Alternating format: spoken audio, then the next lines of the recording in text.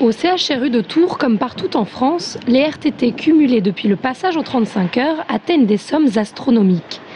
Entre 2002 et 2009, les quelques 500 médecins ont cumulé près de 15 000 jours. Une situation critique, d'autant que le compte épargne-temps mis en place pour compenser la fin des 39 heures est censé durer 10 ans, soit jusqu'à l'année prochaine. Alors comment en est-on arrivé là? Les syndicats dénoncent un manque de personnel dès 2002.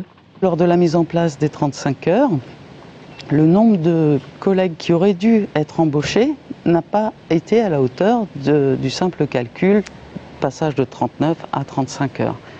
Il a manqué la moitié des postes pratiquement, puisque sur le département on avait fait un calcul de 800 postes nécessaires et il y en avait eu 500. Et quelques années plus tard, nouveau coup dur pour le personnel. Au CHU de Tours, nous avons eu 2 plans d'économie. Le dernier a été effectif dès 2008 et il a touché notamment les équipes de remplacement qui ont été diminuées. Résultat, des équipes en sous-effectif obligées d'effectuer de nombreuses heures supplémentaires et de remplacer leurs collègues en arrêt maladie sur leurs propres jours de congé. Dans ces conditions, difficile de remettre les compteurs à zéro.